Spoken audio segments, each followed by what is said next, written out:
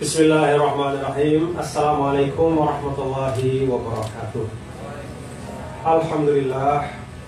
Alhamdulillah haqqa hamdih. Asyhadu an la ilaha illallah wahdahu la syarika lahu syahadat 'abdih. Wa asyhadu anna sayyidina Muhammadan 'abduhu wa rasuluhu shadiqul wa'dih. Allahumma shalli wa sallim wa barik ala sayyidina maulana Muhammad wa ala alihi wa ashabihi wa man tabi'a hudahu min ba'di amma ba'd. Yang saya hormati dan saya muliakan Bapak Pengasas ISDEF, yang saya hormati pengarah ISDEF dan seluruh keluarga besar ISDEF yang hadir pada pagi hari ini. Yang saya hormati pula rekan-rekan dari Permai yang juga menjadi fasilitator atau menjadi hamzatul wasl, sehingga pada pagi hari ini saya bisa hadir bersama. Alhamdulillah wa syukurillah, puji dan syukur hanya milik Allah Subhanahu wa Ta'ala. Atas segala karunia dan nikmat pada pagi hari ini, saya bisa jumpa dengan Pak Profesor, dengan Pak Doktor, dengan Pak Doktor Syakir juga, yang sebenarnya sudah kirim email dengan saya, Pak Prof. Perkenalan kami, kemudian juga saya mendapat sedikit insight tentang ISDEF dari beliau. Dan semua itu terasa semakin baik pada pagi hari ini karena bisa langsung jumpa dengan bapak-bapak dan ibu-ibu, dengan Pak Profesor, dengan semua rekan-rekan yang ada di ISDEF. Perkenankan pertama saya menyampaikan setelah syukur kepada Allah Subhanahu wa Ta'ala, impresi saya terhadap kegiatan ini yang menurut saya dari sekian banyak kuliah umum ya, atau majelis keilmuan ya, di mana saya diundang untuk menyampaikan beberapa hal, hanya di ISDEF ini ya, majelis ilmu atau kuliah umum yang dimulai dengan pembacaan Al-Asmaul Husna. Jadi ini menurut saya sesuatu yang istimewa ya. Jadi pembacaan Asmaul Husna yang juga mengingatkan saya kepada masa ketika saya dulu belajar di Mesir ya, karena pembacaan Al-Asmaul Husna dan sholawat setelahnya itu khas sekali pembacaan di Mesir, Pak Prof. Ya, jadi ada beberapa hal yang memang uniknya ya, Pak Profesor itu lahir atau timbul di Mesir ya, beberapa praktek pengamalan Islam, tapi justru pengamalannya itu lebih banyak di tanah Nusantara. Seperti tadi Al-Asmaul Husna, sholawat setelahnya, kemudian juga ada tarhim kalau sebelum azan itu, Pak Profesor ya, Bapak Ibu. Itu tarhim dari Syekh Abdul Basit kalau tidak salah ya. Jadi assalatu wassalamu alaik gitu. Itu di Mesir dan di Indonesia atau di tanah Nusantara. Saya nggak tahu di Malaysia ada nggak tarhim seperti itu. Jadi di negara-negara lain itu saya tidak dengar ya ada tarhim. Nah ini menarik. Menunjukkan bahwa sebenarnya pengamalan Islam di tanah Nusantara ini adalah pengamalan yang mengambil hal-hal terbaik ya, dari praktek-praktek keislaman di banyak tempat, di bagian-bagian lain di dunia Islam, khususnya di negara-negara yang memang menjadi kiblat keilmuan atau pengamalan Islam. Jadi perkenankan saya sekali lagi menyampaikan apresiasi atau penghargaan. Dan saya pikir ini juga menginspirasi atau menjadi oleh-oleh saya, Pak Prof ya, untuk kemudian nanti di Indonesia juga dalam ranah keilmuan ya, dalam kuliah umum seperti ini itu pembacaan doa seperti tadi itu bisa dilakukan juga. Ini suatu hal yang baru terus terang yang saya dengar.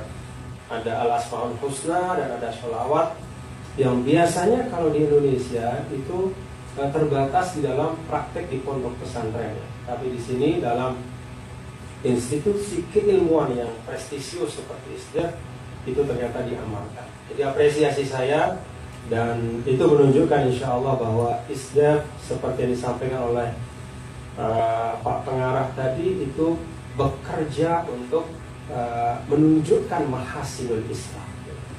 Dan memang kalau bicara tentang dakwah ya pada akhirnya seperti kata guru saya Profesor Dr.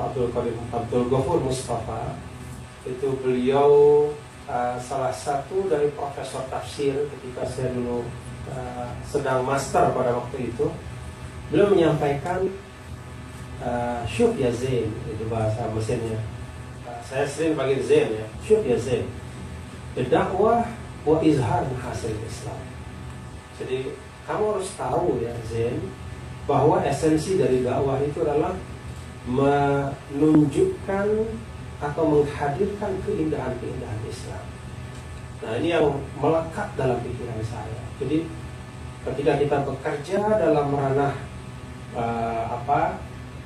sebagai Muslim ya, di tengah pentas peradaban, ya, panggung peradaban yang terus-menerus lingkungan strategisnya itu berubah ya, dengan dinamika yang luar biasa.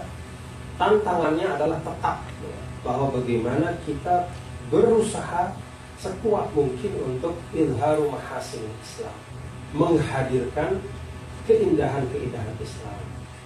Jadi ini juga pengingat bagi kita semua ya, bahwa dalam situasi global yang seperti sekarang, kadang-kadang kita tanpa sadar ikut dalam gendang orang lain.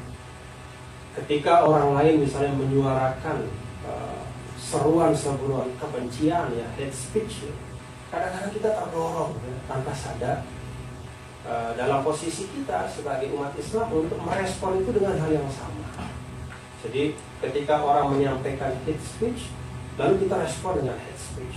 Ketika orang membangun satu bentuk interaksi yang mencerminkan Islamofobia, kita juga tanpa sadar kadang-kadang terseret ya, untuk kemudian mengembangkan satu respon yang sebenarnya mirip dengan itu. Kalau yang di sana Islamofobia, kalau yang di sini kita kemudian menutup diri kita sebagai umat Islam, mengembangkan pandangan yang inklusif. Jadi berpusat pada kita, hanya untuk kita dan untuk kepentingan kita. Padahal dalam Al-Quran Allah Subhanahu wa Ta'ala mengingatkan berulang-ulang dalam salah satu ayat yang sering kita simak juga, wa ma arsalnaka illa rahmatan lil alamin. Jadi rahmatan lil alamin ini yang perlu untuk kita hidupkan terus, bahwa pandangan dari Islam adalah bagaimana kehadiran Islam ini bisa memberikan kemanfaatan universal, tidak hanya untuk umat Islam, tapi juga untuk seluruh makhluk yang ada. Kalau dalam definisi para ulama klasik, al-alamin itu masih wallah. Jadi ini menggambarkan bagaimana komprehensifnya pandangan Islam terhadap kehidupan. Jadi yang namanya alam, al-alamin itu segala sesuatu yang selain Allah. Tidak hanya bicara kepada manusia, tidak hanya bicara dalam konteks menghadirkan kemanfaatan kemanusiaan, tapi juga menghadirkan kemanfaatan kemakhlukan. Segala apa yang ada ini harus merasakan buah dari indahnya Islam. Kira-kira seperti itu apa yang saya dapat ambil ya dari pembukaan yang sangat indah tadi. Bapak Ibu Saudara sekalian, Pak Prof, tema yang ada di depan ini memang tema yang menarik. Dan memang ini satu concern yang menurut saya harus menjadi salah satu concern utama ya, dalam bagaimana kita membangun wacana-wacana keilmuan di tengah-tengah kita. Jadi antara politik, ekonomi dan ekologi. Saya pikir tadi sedikit dengan Pak Dr. Syakir ya, tadi kita sudah diskusi sedikit saja bahwa tiga hal ini memang adalah tiga hal yang tidak bisa dipisahkan. Ada keterkaitan yang kuat antara satu sama lain. Kenapa? Kalau dalam pandangan Islam itu di dalam tafsir-tafsir ya banyak dijelaskan bahwa pandangan Islam terhadap kehidupan itu adalah ada asas al-insijam wal ifrat. Jadi kalau dalam pandangan di luar, ya, para sarjana termasuk yang sangat terkenal itu Samuel Huntington, ya, memperkenalkan The Clash of Civilization. Kalau dalam Islam itu seperti kata Syekh Ali Jum'ah, yang dipegang oleh Islam itu bukan the clash, tetapi at-ta'aruf. Jadi ada dalam suratul Hujurat, ya, itu ya ayuhan nas inna khalaqnakum min dzakarin wa unsa wa ja'alnakum syu'uban wa qabaila lita'arafu. Nah, jadi at-ta'aruf ini kata Syekh Ali Jum'ah itu maknanya adalah seluruh relasi, ya, seluruh sektor-sektor, ya, seluruh bidang-bidang kehidupan termasuk interaksi antara manusia itu berasaskan pada keharmonisan, ya, bukan pada perbenturan, tapi saling mengisi dan saling melengkapi. Jadi itu yang beliau sampaikan. Maka kalau kita bicara tentang politik, ekologi, ekonomi, ya, dan seluruh aspek-aspek yang lain, bahkan di luar yang tiga ini, itu mesti ada benang merah yang menghubungkan antara hal-hal ini. Bapak Ibu Saudara sekalian, yang pertama, secara umum, ya, kalau kita bicara tentang politik, maka wacana umumnya itu selalu percakapan tentang politik itu berkisar pada kekuasaan. Jadi kalau buku-buku tentang teori politik, ya, baik yang dasar maupun yang advance, yang sudah lanjut, itu kalau bisa diekstrak, ya, politik adalah seni atau ilmu bagaimana mendapatkan dan mengelola kekuasaan. Itu yang paling sering kita dengar, ya. Nah, kalau bicara tentang kekuasaan di sini, maka kemudian lebih spesifik lagi adalah kekuasaan dalam perspektif bagaimana manusia memanfaatkan. Jadi sentrumnya itu adalah manusia. Maka semua yang ada di luar manusia itu dianggap sebagai instrumen yang bisa membantu manusia. Jadi dia tidak sama dilihat, tidak diletakkan dalam tataran yang sama, tapi manusia di atas, ya. Bagaimana manusia bisa mendapatkan kekuasaan, dan semua hal di luar manusia itu adalah instrumen untuk mendukung upaya-upaya manusia mendapatkan dan mengelola kekuasaan. Itu yang kita baca dalam konsep politik secara umum. Jadi kalau bicara tentang bumi, sumber daya alam, lingkungan, atau apapun, itu adalah bagian dari instrumen yang mendukung manusia. Jadi kalau dulu misalnya John Locke itu menyampaikan bahwa tanah itu adalah properti. Jadi tanah properti. Bumi ini berharga sejauh mana dia mampu menjadi alat dukung manusia. Kalau dia tidak bisa menjadi alat dukung manusia, maka nggak ada harganya. Nah, seperti itu pandangannya.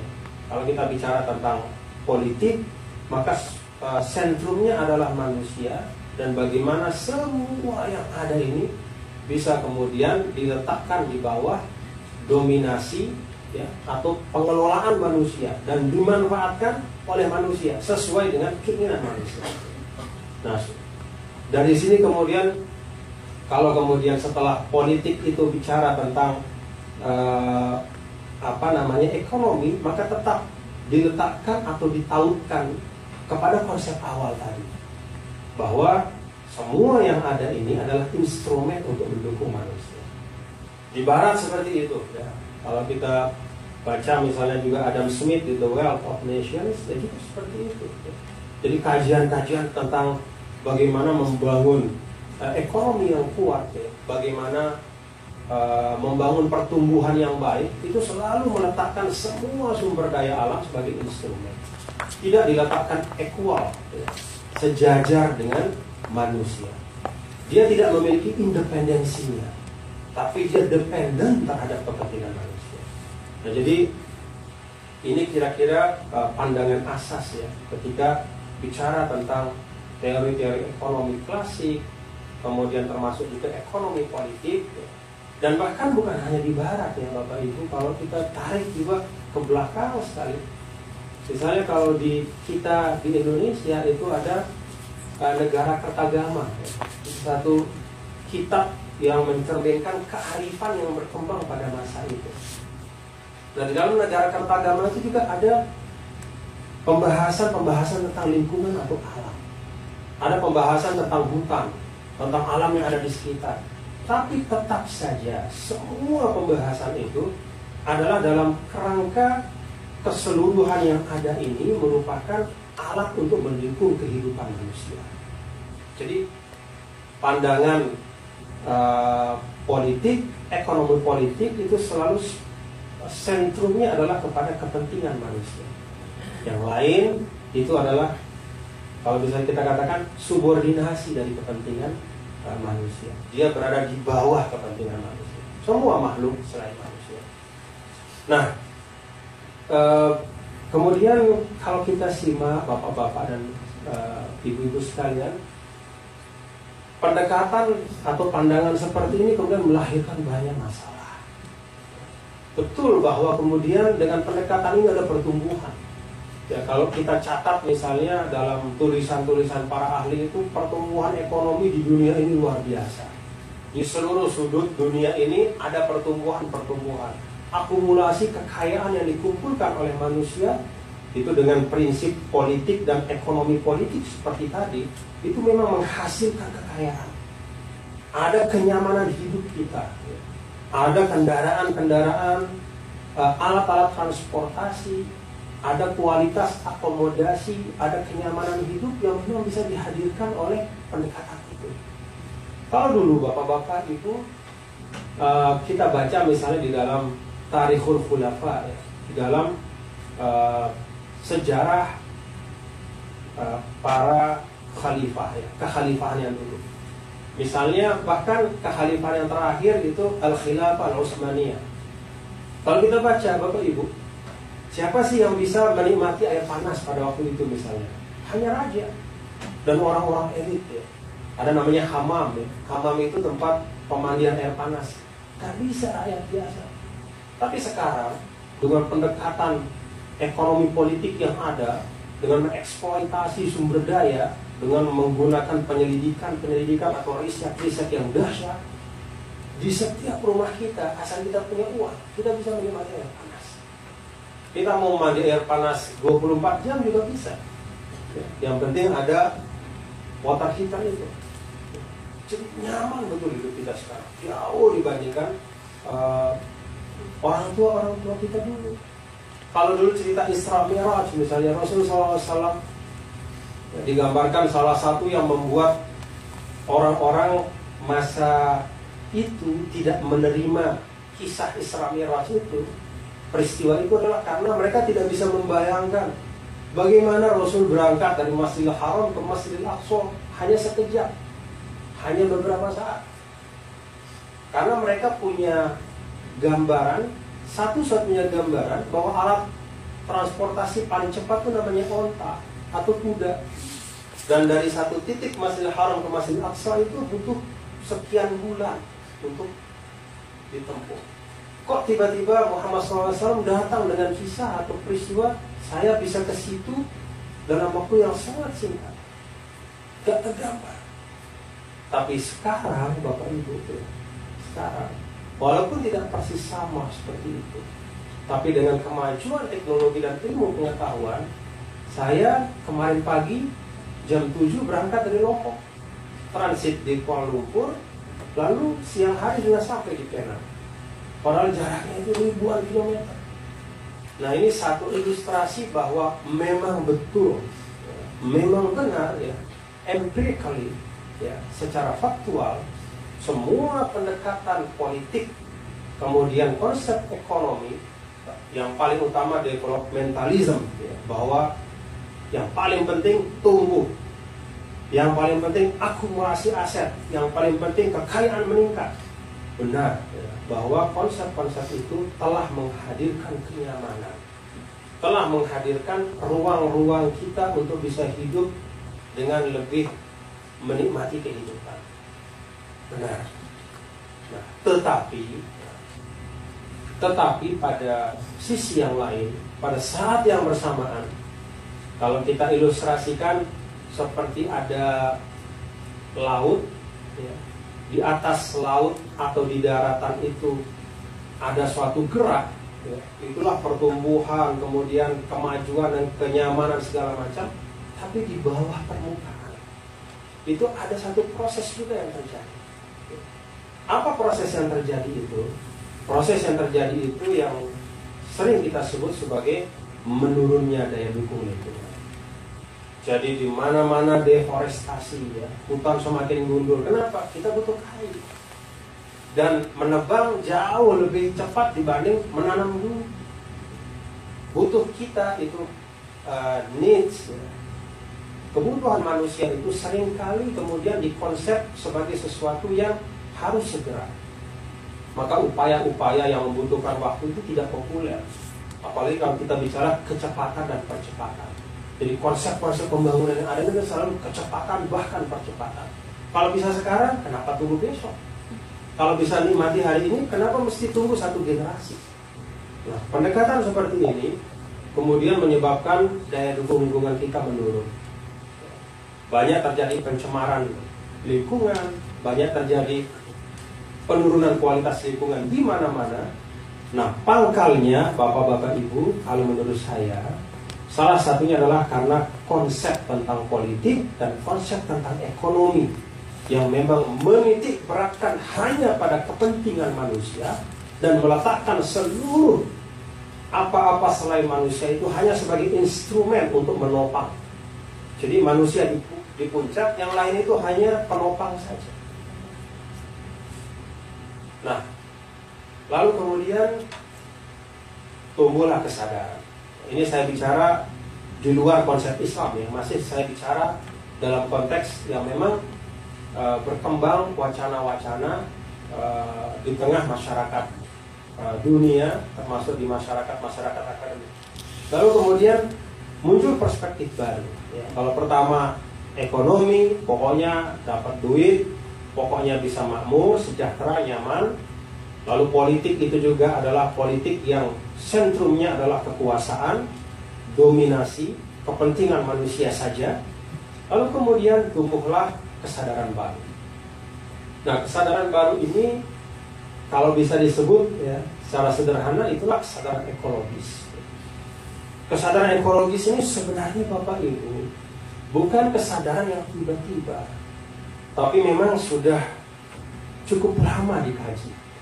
Bahwa kalau kita kayak begini terus, ya, menyikapi, memperlakukan alam seperti ini, maka lama-lama alam ini akan apa ya? Akan, kalau seperti sumur itu airnya habis. Jadi daya dukungnya itu akan habis dan hilang. Dan ketika itu habis, kerugian yang pertama adalah kepada manusia sendiri. Lalu tumbuhlah kemudian perspektif ekologis.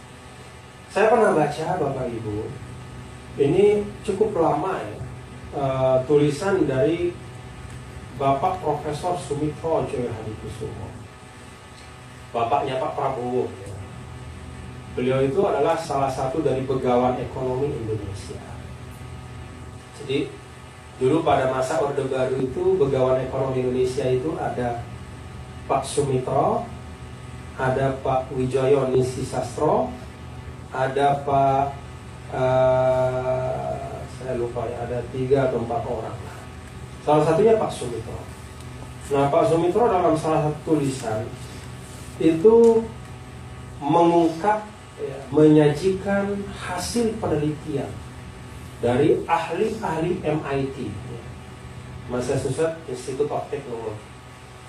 Jadi penelitian dari para ahli MIT itu dinamakan sebagai teori the limit of growth. Jadi the limit of growth itu kira-kira begini, bahwa pertumbuhan ekonomi dan pertumbuhan penduduk yang seperti sekarang ini, kalau dibiarkan seperti ini, maka akan mencapai titik di mana bumi ini tidak bisa menampung pertumbuhan. Jadi kalau air ditumpah ke gelas, maka ada titik di mana air itu kalau sudah sampai di ujung gelas, maka dia akan tumpah. Dalam konteks ini, kalau sudah tidak bisa bumi akan menampung, maka dia akan kontraproduktif. Yang terjadi adalah reverse proses. Kalau proses yang diharapkan itu ada develop, membangun, semakin bagus, maka ketika sudah sampai ujung, dia akan reverse. Dia akan sebaliknya, dia menggerogoti. Nah, ini teori dari para ekonom dan para ahli MIT itu tahun 72. Jadi 1972 itu sudah lahir sebenarnya teori the limit of growth. Jadi yang menarik Bapak-bapak Ibu, teori the limit of growth itu mereka lahirkan salah satunya dengan menggunakan simulasi komputer. Ya, hitungan-hitungan statistik komputer. Komputer pada waktu itu tentu tidak secanggih sekarang. Jadi begitu dimasukkan variabel-variabel utama, pertama penduduk, yang kedua persediaan pangan, yang ketiga sumber daya alam, kemudian yang keempat itu tingkat pencemaran. Dimasukkan variabel-variabel itu, lalu dikaji, lahirlah kemudian teori the limit of growth. Apa rekomendasi mereka setelah mengeluarkan teori ini? Rekomendasi mereka adalah harus ada zero growth. Jadi udah gak usah kita bicara tentang pertumbuhan. Sekarang kita nolkan pertumbuhan, tapi bagaimana kita menata kembali alam ini supaya kemudian kita bisa sampai pada titik keseimbangan, ya, di mana alam ini bisa memberikan daya dukung tidak hanya untuk saya, Anda dan kita semua, tapi untuk anak cucu kita. Nah, jadi bahasa sederhananya seperti itulah ya. Artinya Bapak Ibu, dalam masa yang demikian luar biasa ya, pembangunan di mana-mana, itu sudah tumbuh kesadaran ya, bahwa tidak bisa dibiarkan kayak begitu. Tidak bisa dibiarkan hutan-hutan kita tebangi terus. Tidak bisa dibiarkan pembangunan ya, pusat-pusat perumahan dan pemukiman-pemukiman itu dilaksanakan di mana saja. Karena begitu dibangun rumah, pemukiman di suatu tempat yang di situ sebenarnya merupakan daerah resapan, yang terjadi apa? Yang terjadi akan kekurangan kesuburan.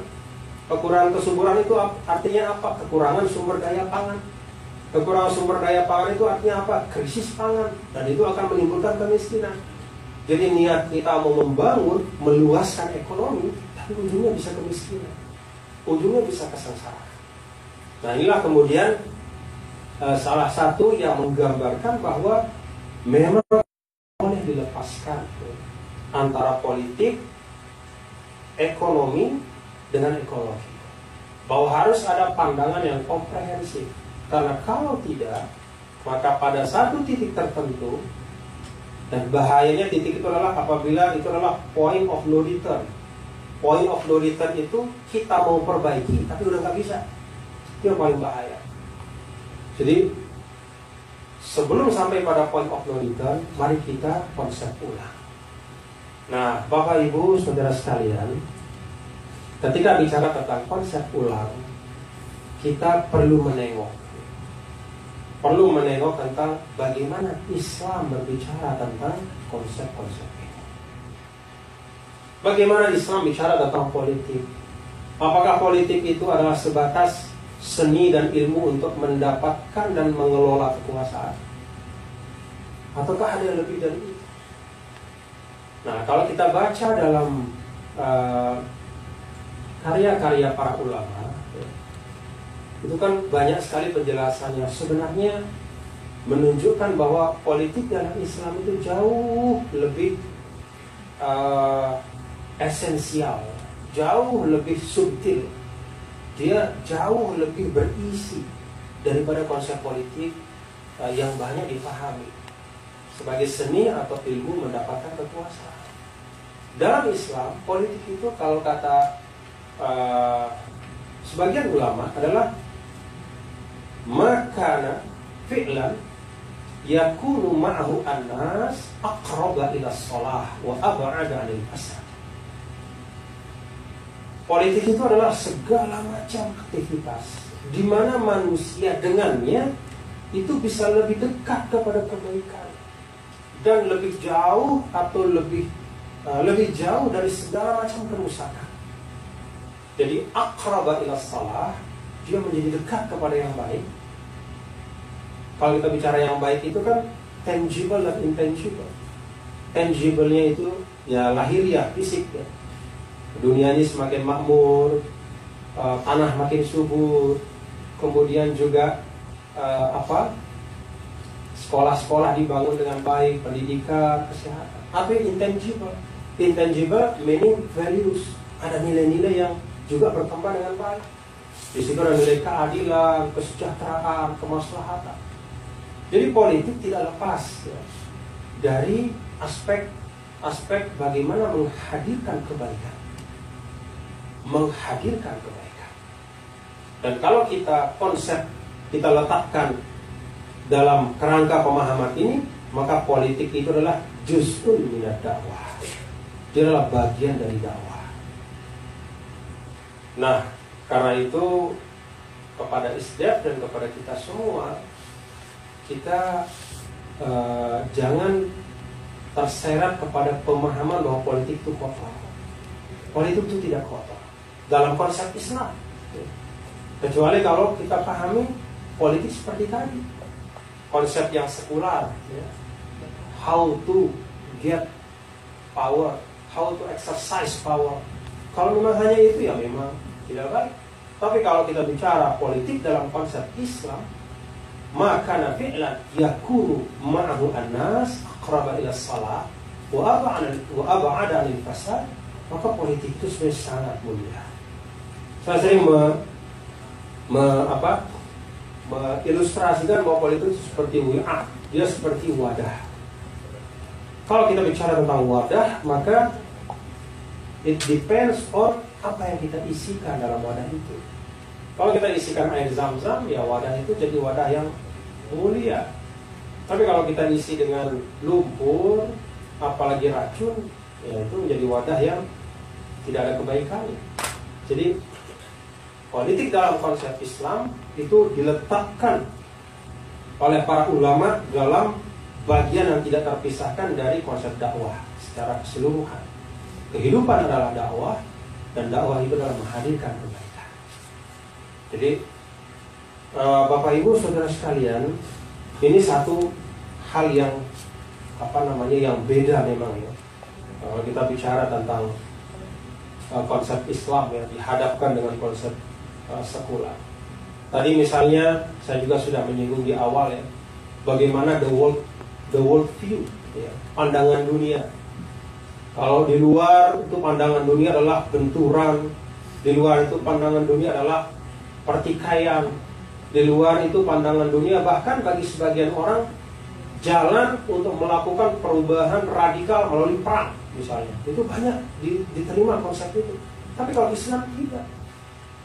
Kalau dalam konsep Islam perang itu jalan terakhir. Kenapa? Konsep Islam itu perdamaian, ya, keselarasan, kerjasama, saling mengisi itu yang diutamakan. Dan salah satu ilustrasi yang paling menarik tentang bagaimana perang dan damai itu menghadirkan result yang sangat jauh bedanya dalam dakwah adalah pelajaran dari sirah Rasul SAW, yaitu pra Hudaybiyah dan pasca Hudaybiyah. Bapak Ibu bisa gambarkan, bagaimana, bisa bayangkan bagaimana 13 tahun Rasul di Makkah, lalu kemudian sampai tahun ke-6 Hijriyah beliau di Madinah. Itu selama masa itu masa perang, tidak ada perdamaian, masa perang terus. Jadi terpaksa seluruh resources ya, umat itu diarahkan untuk menyiapkan diri menghadapi musuh. Apa yang terjadi pada masa itu? 13 tahun plus 6 tahun.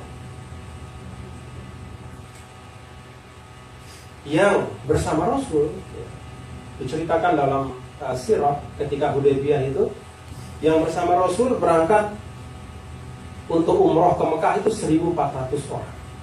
Jadi hasil dari dakwah yang panjang 13 plus 6 tahun hanya 1.400 orang yang pergi bersama Rasul. Sahabat yang menemani untuk umroh pada masa Hudaybiyah pada tahun ke-6. Lalu terjadilah perjanjian damai Hudaybiyah.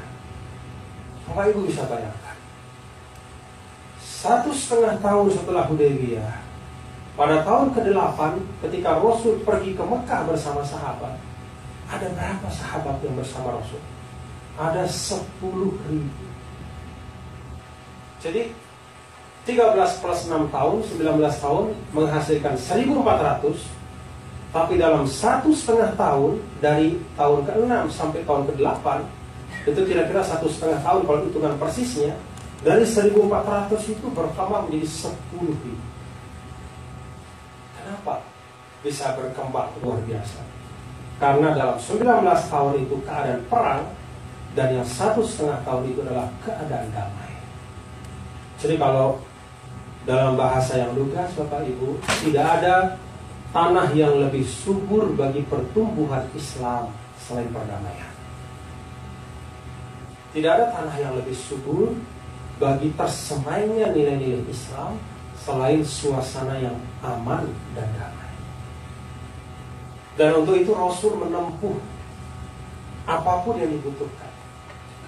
Kita baca dalam perjalanan Hudaybiyah itu, sampai ketika orang Quraisy minta sebutan Rasulullah itu dihilangkan, Nabi penuhi.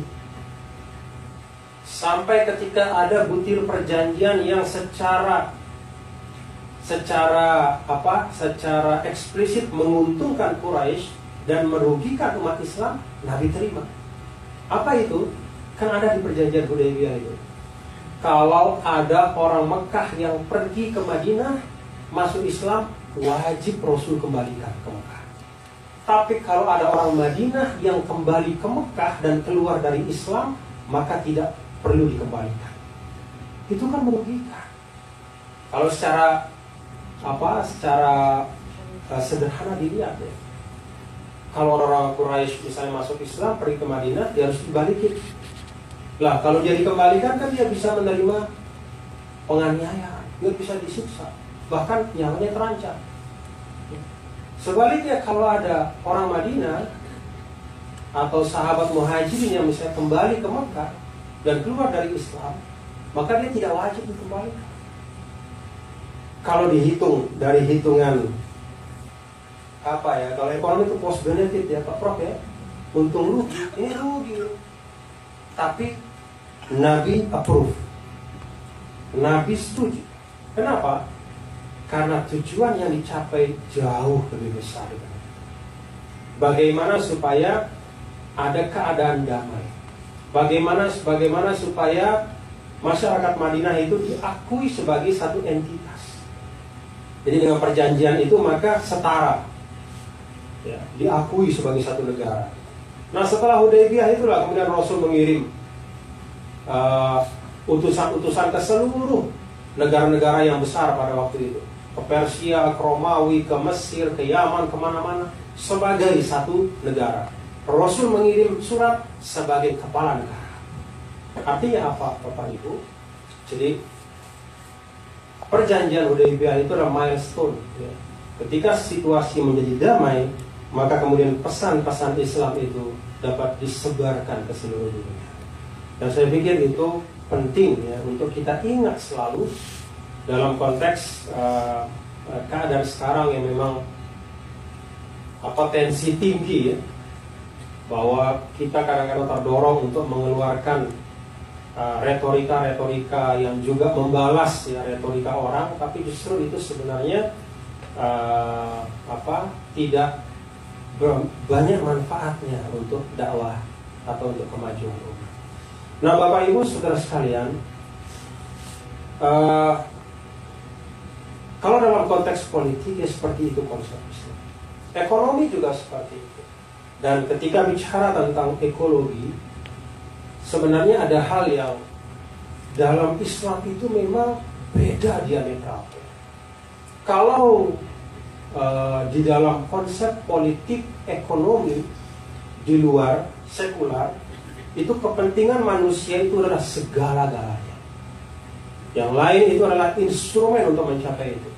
Tapi dalam Islam tidak seperti itu.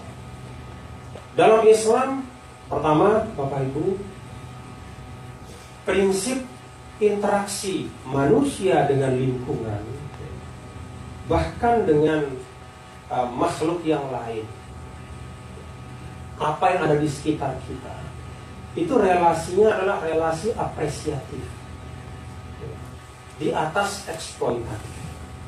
Jadi kalau konsep luar itu relasinya adalah relasi eksploitatif, kalau dalam Islam itu relasinya di atas eksploitatif. Eksploitatif itu artinya kita pakai, kita gunakan. Di atas itu ada relasi atau prinsip apresiatif. Arti prinsip apresiatif ini adalah semua yang ada itu dihargai dan dijaga. Maka tercermin ya Bapak Ibu, misalnya dalam fikih ya. Dalam fikih itu ada namanya al-ma'ul musta'mal. Al-ma'ul musta'mal itu adalah air yang sudah dipakai atau air yang berubah warna, bau ya, warnanya, baunya atau rasanya, itu nggak bisa untuk mensucikan. Jadi air yang bisa mensucikan itu adalah air yang masih pada keadaan asalnya, air yang memang seperti itulah diciptakan oleh Allah. Maka kalau kita kaitkan dengan konsep Islam bahwa umat Islam itu harus dalam keadaan bersih dan suci, kewajiban kita untuk menjaga semua sumber daya air itu untuk tidak tercemar. Ini bagian dari implementasi konsep atau prinsip apresiatif tadi. Jadi kita menjaganya, kita mengapresiasinya, karena dengan menjaga dan mengapresiasinya itulah maka Islam kita akan menjadi lebih utuh dan sempurna. Kalau kita membiarkan dia tercemar, ibadah kita akan kesulitan. Kita akan sulit wudhu karena airnya sudah tercemar. Kita tidak bisa mensucikan diri kita, padahal mensucikan diri itu bagian dari syarat beberapa ibadah yang paling penting dalam Islam, karena lingkungan sudah tercemar dan polusi. Nah ini bagian Bapak Ibu yang penting untuk kita sadari ya, prinsip apresiatif.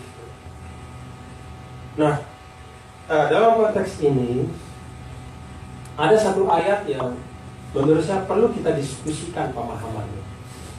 Ayat itu adalah ayat yang sering dipahami sebagai legalitas ya, atau sebagai alasan untuk kita bisa menggunakan semua yang ada ini untuk kepentingan kita, sesuai kemauan kita. Apa ayat itu? Huwallazi khalaqa lakum ma fil ardi jami'an. Dialah yang telah menciptakan semua yang ada di bumi ini untuk kalian. Nah, sering kita dalam memaknakan ayat ini, mohon maaf ya, menggunakan satu perspektif yang secara tidak sadar mencerminkan cara pandang orang-orang sekuler, bahwa bumi ini tidak sama dengan kita statusnya, tapi dia lebih rendah dan bisa kita pakai untuk kepentingan kita sesuai dengan kemauan kita. Kita memaknakan lam ya, walladzi khalaqa lakum. Lam itu lil intifa. Lil intifa itu artinya untuk dimanfaatkan. Jadi dialah yang menciptakan semua yang ada di bumi ini, lakum ay liman fa'atikum. Jadi lam itu lil intifa. Padahal Bapak Ibu ya, kalau kita mau lebih cermat ya, mengkaji tulisan dari para ulama, para cendekiawan Islam, di kitab-kitab tafsir itu juga ada. Di dalam tafsir Tabari misalnya, ketika menafsirkan khalaqalakum ma fil ardi jami'a, beliau uraikan pandangan-pandangan. Satu di antaranya yang tadi, bahwa lam itu lil intifa, bahwa ekologi ini adalah untuk kepentingan manusia.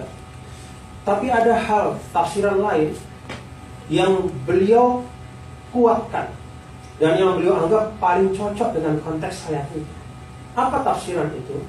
bahwa lam itu bukan lil intifa, tapi lil i'tibar. Jadi Allah Subhanahu wa taala menciptakan semua yang ada di sekitar kita, lingkungan ini, lil i'tibar, untuk menjadikannya bahan pelajaran. Dari bumi yang indah ini kita bisa mengambil argumentasi keberadaan Allah. Dari bumi yang indah dengan semua yang ada ini, kita bisa membangun satu konsep interaksi yang menjaga kehormatan seluruh makhluk-makhluk Allah. Jadi lingkungan itu tidak lagi kita lihat sebagai apa yang bisa dia berikan untuk kita, tapi kita kembangkan sebaliknya, apa yang kemudian kita bisa berikan untuk bumi Allah ini. Tidak lil intifa, tapi lil i'tibar. Nah, lil i'tibar itu kan seperti tadi, bagaimana kemudian bumi ini bisa menjadi wajah dari kesempurnaan Allah.